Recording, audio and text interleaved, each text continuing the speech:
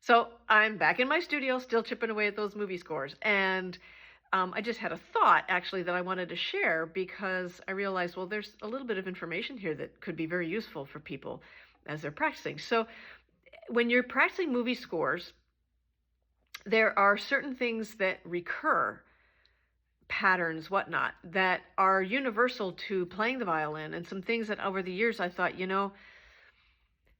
if someone wants to learn the violin and be able to play in different venues, there are certain patterns that you want to be really comfortable with.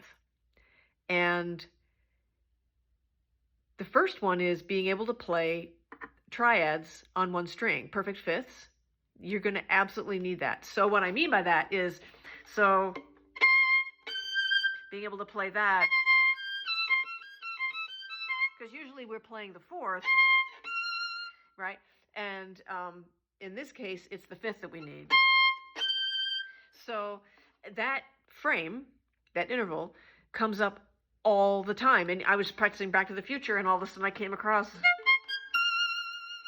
So it's so there's two things happening there, well, three, that are kind of recurring patterns of playing the violin with this kind of repertoire, and you find it in all kinds of repertoire. Number one, it's being able to play those perfect fifths on one string. You've got to be able to do that. And then also being able to reach a minor third out of that. So what I just played, so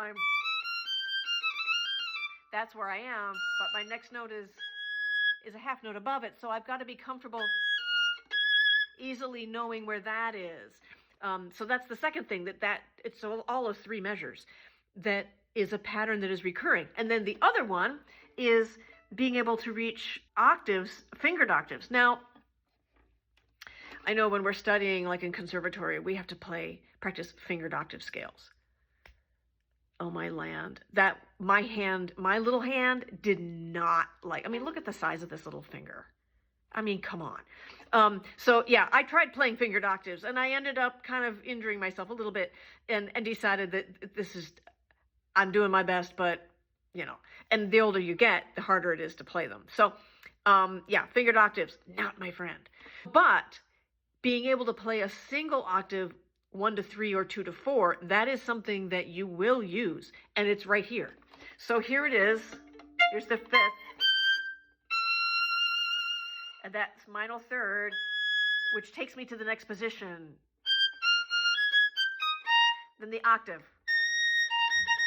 and be able to play that. So you've got to be able to do those three things. Right in there's three measures that gives you just patterns that happen so much. And because I'm able to do those, and I see them as that, then those three measures, okay, got it.